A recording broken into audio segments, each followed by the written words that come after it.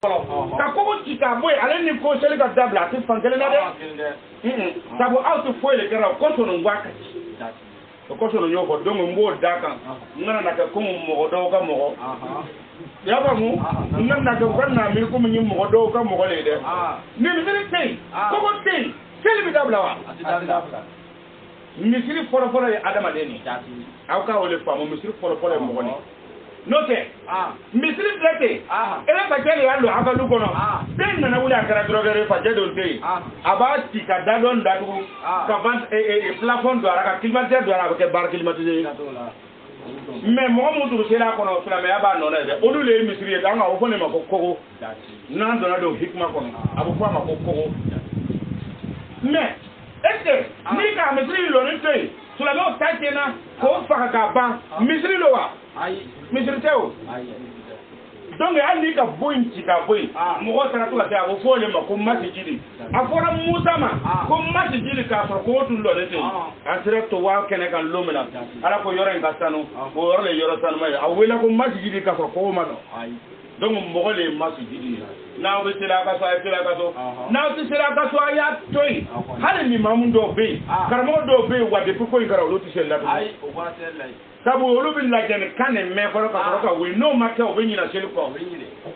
sen du ba ko nga gora atu foi tera selu da ko karmo wa ba karma sana ye fa kasirun minhum sama ya'maluna akon na mo chama na soro adama de on chema mo chama na soro ne ka mo chema kasra nun kere kere a chama be ta kwa be barakuntane sa ama kasirun minhum chama ne be sra nun chema te kwa be barakuntane kala wale ene alaje mo be se ka noro bukari ura fi ba la ko kuma fo semi ma ala ka kidon fo ya nyana amo si ye ba ya nyana bukari ma hali se na li umi tara patro ko fe bukari nyama la hal se na li aba mun fa yana ala ko ko ne wa ne ka sa bukari ye sabu ne be ala ta ko bukari ti fo ye commerçant ko afaje ki commerçant ni fakele rata ale rebe santan fla katana e hejira atara heji ke santan fla o commerce de lara na to livre se ko fire aw tara o ta ko do ala kora mo commerce do aga marda ni ji le livre no ye alu tara yele mawo ko ta ko ya ala ko ay tawarde ke do ha tu bando ko fara kun law atin kala no ala kora nga kun na wuri ala ba to ka kuma afanga ka muzo la de obi do ta jakuma no ta ko mara o fara fato aw tu no ta ko ye ala ko fato na ala le kuma mo fato le jina jugu le kuma jina jugu ani iblisa wala be kilo ngera wala e fato ya karamo maseka aw ka sula me en famu de ako mo sora olu chama betara ke kene kala o yiti dine sra no kere kere le kala ebita utro ni mata suratul nisa ita kolo ahayam bi woro amdo ma asoba kumna ni femi ya awsura aw ni kolo aw kana ba gouvernement ma suratul nisa ahayam bi woro ni iyota amata o konna na kolo ka ple ni femi mi ata sampe waiza akon tumanamina kila akon ni kiden na kumado lahum mogo fet manamina ta'ala ko aw ka bama aina ila ma anzala Allah ayore famu ka yele nebi ya sanjoli nebi ka abuja kan wole do to bi ya ka forsa ina ko ama Yakub Williamsville akara me akele tuno ale kelen tuno oyoro na menere na ya kana baraki taw ne mara masi yere le sore ya tukuna ale kele te afani jabar kan de utuka chande nga beti malangolo ni yo do ka bara ye olu do yere bi bara ana na kete olu na ye anga ko yede olu fa tara wuli ko lu bara me anye mando ye mo do be ave sigi ta denguli kenaka ka fo ye kwala ka dembalo ka sore ga muso furuma de kuma te na se ko ta ta a se ko te olu ka cha olu chama sigi ni mbe olu malangolo ye o malangolo nyo mi yoro chama dukuru fal kawla gurura yuha ba'duhu ila ba'd o dama le bituma ko sama on yo ja olu ka chaya ya famu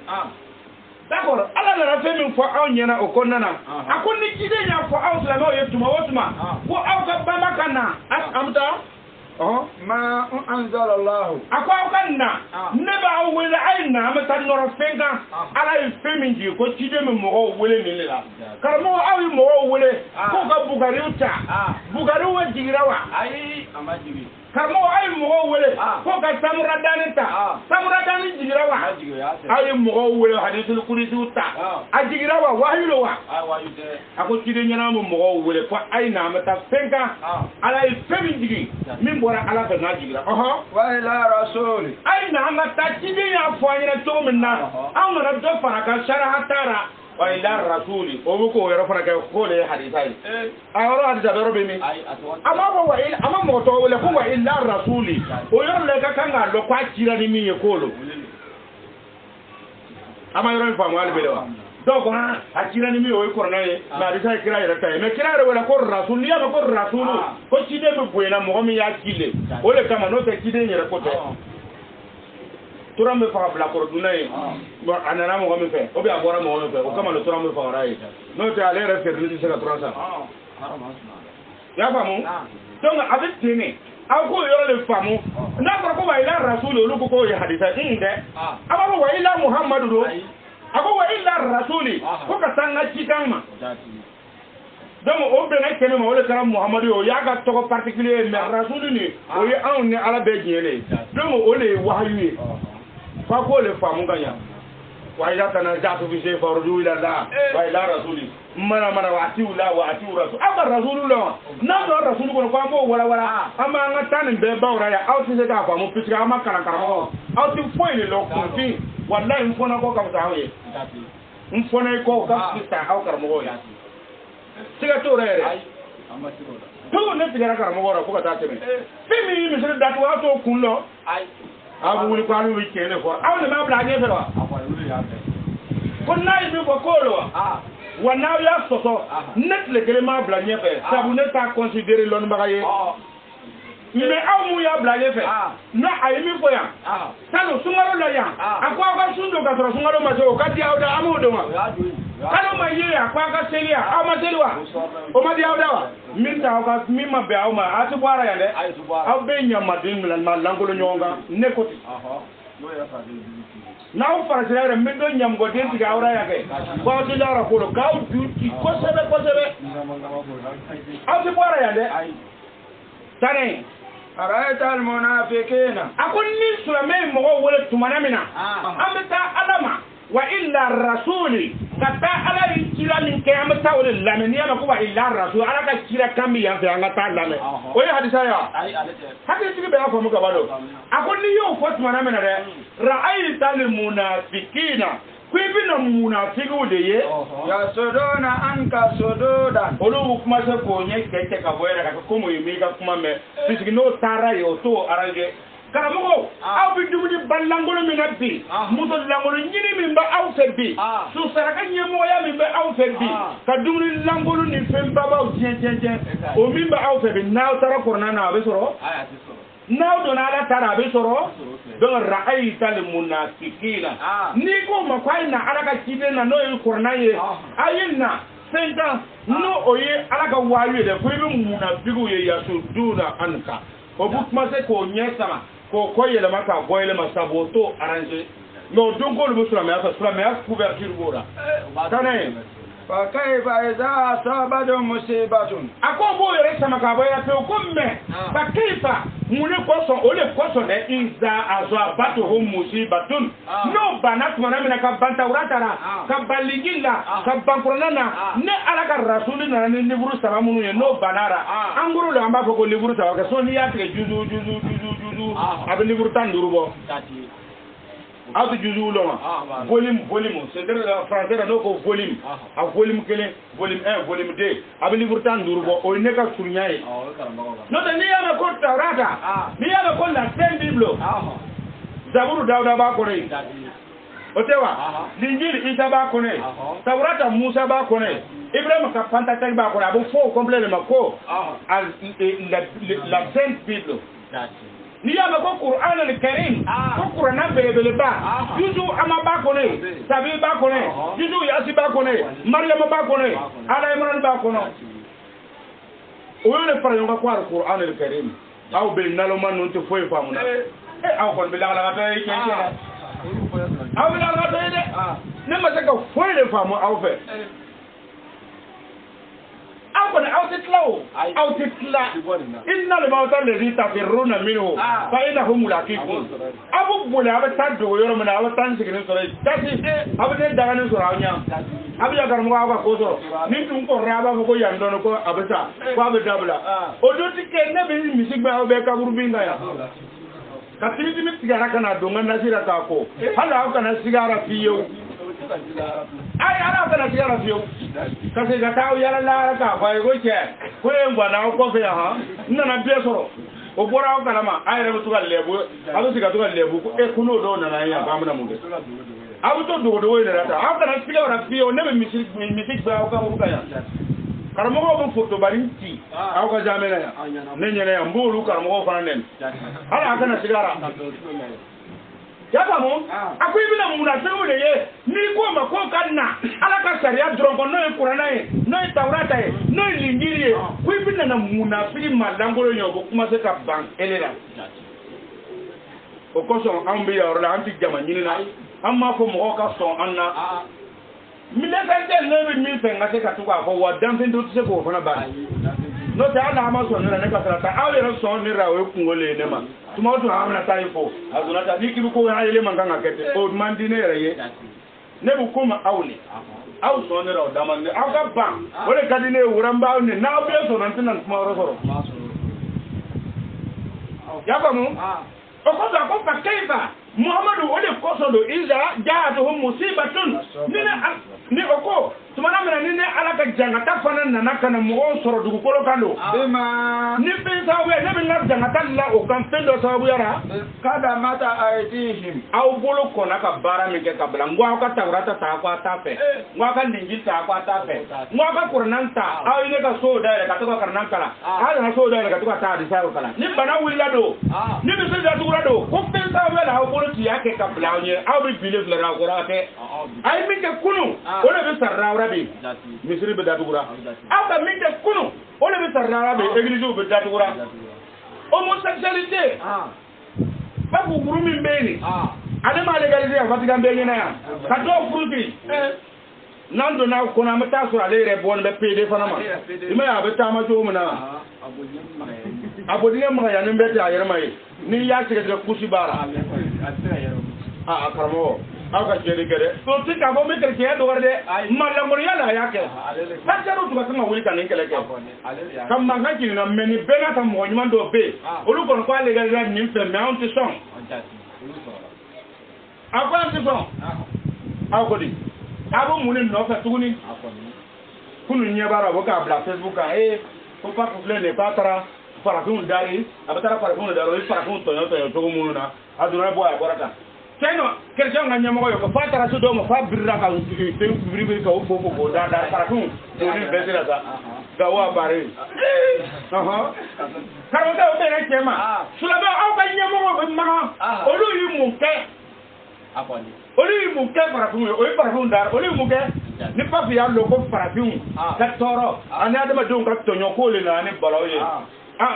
sulame chrétien papu ni chrétien ta borara sulame aw ta nyamo yi mu ke ala aw ga lima mu ba aw gere ya olu yi mu ke olu ka mu ke ni imagine so imagine bi velo papu ta bribiro ko donc olu ko bolo la ku na olu sidro le ba le ba ni ra sisa okay olu le ba le ba ni ra sanga yo ay ma doka ay ba yi nyolo fa ngalo bi yer gere na aw fa bu bola ka do yoro mu na o yoro ne ka la yoro e o da ko la je ne mi pe ka o gbandu ati la je akon ni ala nana malla aw ga tumana mina ko aw ga sini na ye big ma fe sa bero ka dam mati id kun aw ko le ki bara mi ga kabla ala ko ya ko aw ga église ujo ka temple ujo ka le ala sala ka livre saint Taurata ni Injil de kama kono wala ma faaw nyina wa ka mo wala ka taala ma o tewa ko ka misru jo ka Qur'an kala kono ka la ilaha illallah fa kono ka astaghfirullah ka kono ka mo wala kana kono ma o tewa me na yo blado aw bana ma mena bi ma ka damma ta di ku misru datu ku aw yere le ya nyini nyolo fa ina ngaba ku ndoro aba ku no aw ka kunlo ngata biya ka gouvernement bana no sara misir do wolma ka ko ni ka datu ni ka datu o bina ta ke ko ko sa kwa biya ka datu no ta ya na mo mo jene ka dai do aka lo mu ni jene ka dai o ma di bam do buga ju ani nyam go den ju fara yor nda mo do no fe ba on ne ere ka sécurité be wi re mo do le no be bulu do do ko dara ka do ga baya te mo so orni baya ha ka do sil ku sa so do ere be sa fe fla lo ba ya ni mo do ko ra sil ku do sa fe den ne sa fe ba te bulu do lu ko ko lu be so so o ya nyam go den ti ga ore ale fara woni no ti se na kwale ko kuma na ha afana be ha afana kwale ko kuma na nga kona e Facebook aya ko de be min garan ne ku de ngame sanai summa ako ko pedo ja'uka obuna seri kanna ni balaw na otoro ka otoro obuli bara min ke kablawnya abalaw wula le ara kan dinin wula ni danga wula onno fe obuna seri kanna ele muhammadu madugude yalifuna billahi obuna kalene ala ye ko wallahi na mbora ni na amina qur'ananta na mbora ni na ambil injilta ni mbora ni na amina taurata ta be seginte ne ya o ka fede ya legaliser ya o bi ñoo bo fa sara marko ri encore ya à quelques mètres hala ci kilomètre bo à quelques mètres ne on ga quartier ya abu mo ko ore ala kana iki ka bo ci adora ka be ngula fe la ma ñoma o yoro inai muso se ba ko fa ko jugo fe muso ga sil ku débarder a bo le do ka to ba tama fa ko ni danga fe na be ñene ka bo so dor le ko muso bo jeng so do la ka to na fe danga fe biye do ti ko for ko ngolo mo ko ro duguma ba biye amane gal biye wa li mamu de on dewa sula me on ka de on dewa wa marfa be do bolo dole marfa do ma gouvernement aka do bara me gaw parce que yalla mandi mo way ko na no ngati ay kana sigara yo itare ba kam fa ya te agrana ay karo ke ni se yalla la nyebe ko jamaya dabana kuma chama ko o ko so ala ko siru fil ardi ay bore amna bo wala kam sa mo ka so ka kalange de ene ma fe we kala ka ko ko amata yala o fa to ka yala ide abi yala ka tere ba te dara barara abi to ide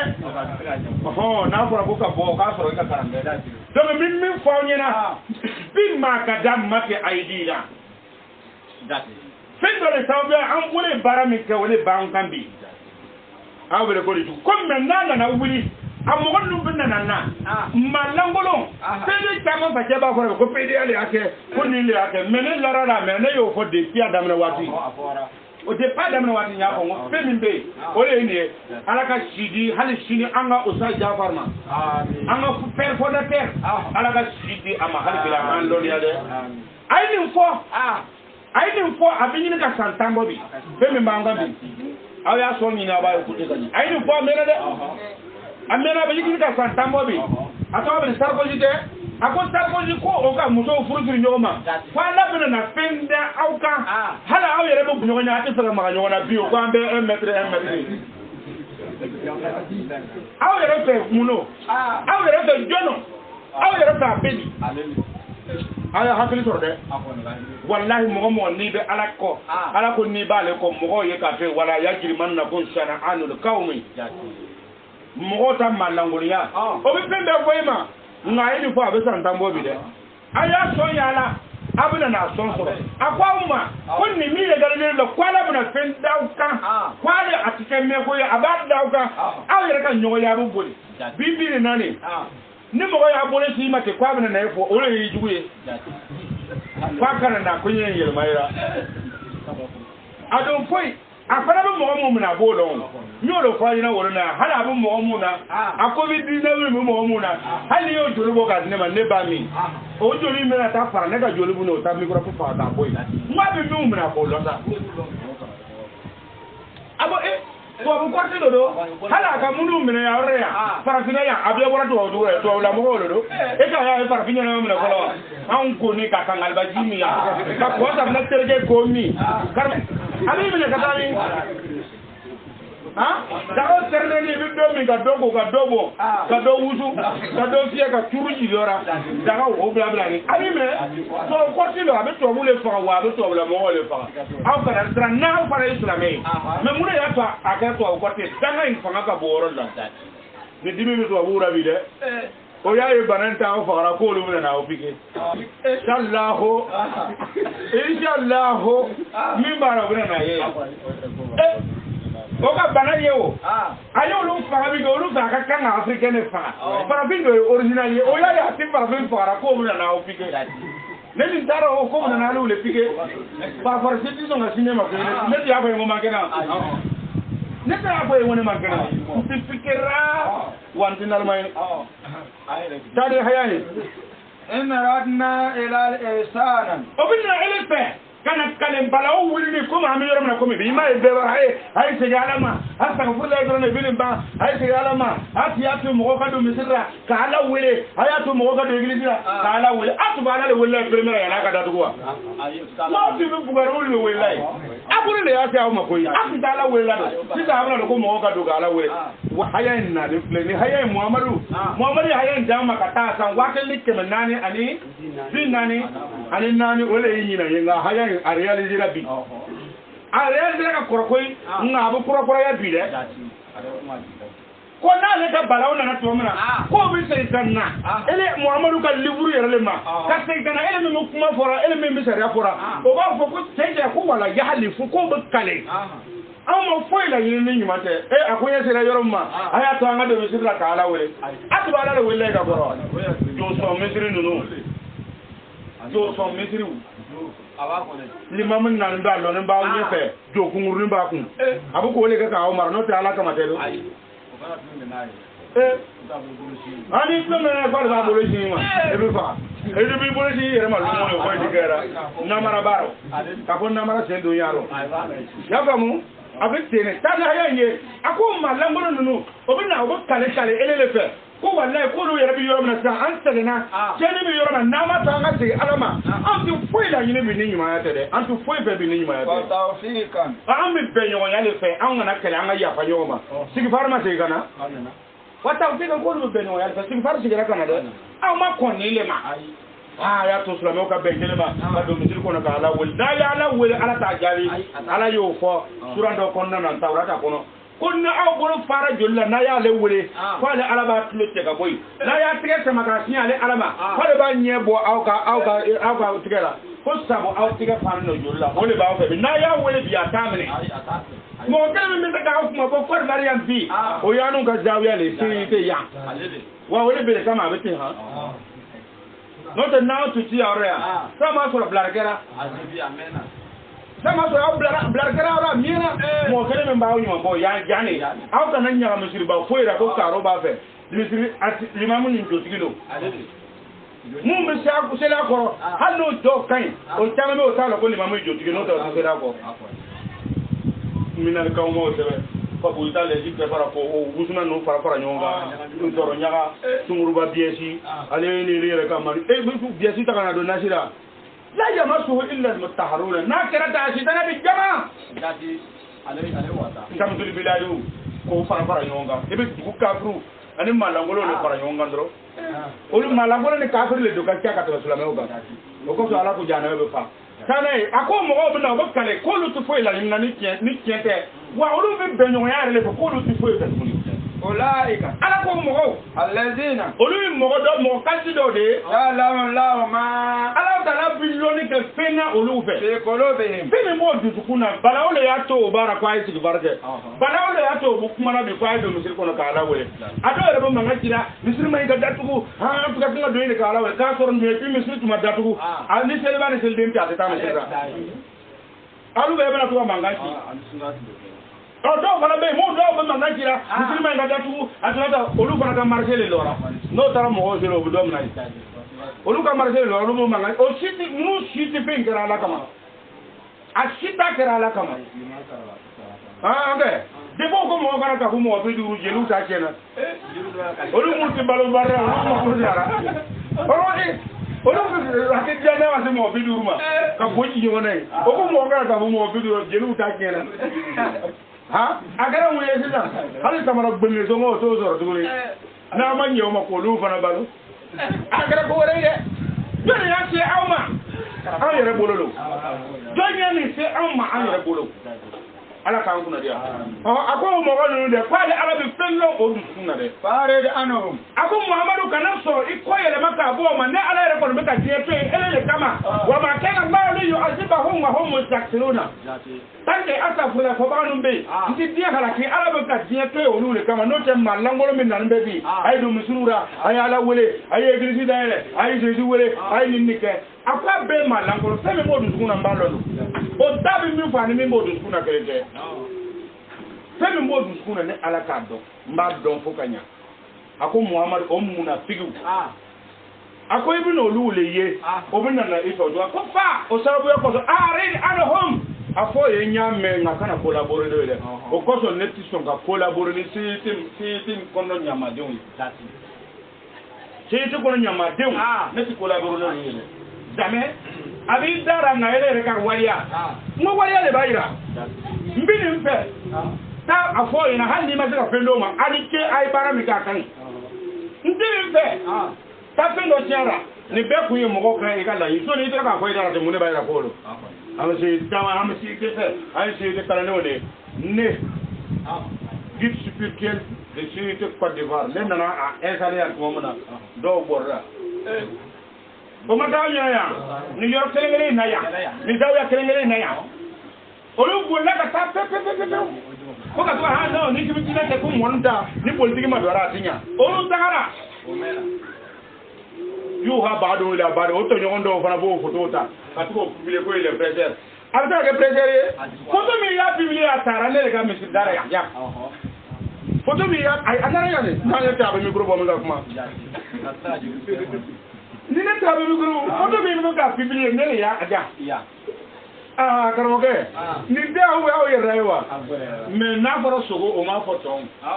donc ne ni olu tɛ an ni maaw le baara maa dafaniw mun bɔkolo lɔnna mun ye hɔrɔn ye i y'a faamu nin y'i tɛmɛtɔ ye nin y'an tɛmɛtɔ le ye o fɛ ne kɛ taa o photo yi min ɲɛ baara kan yala o de diyara aw ye ale yɛrɛ ka diɲɛlatigɛ photo bi yɛrɛ dɛ o taara yan de ni ne tɛ a tɛ kɛ foyi ye ok ni ne tɛ a tigɛ foyi ye wa a tigɛra ko cɛ min kan hali a ka so kɔnɔ a tɛ sigi o ɲɔgɔn ma ya ka tila ka enveloppe di a ma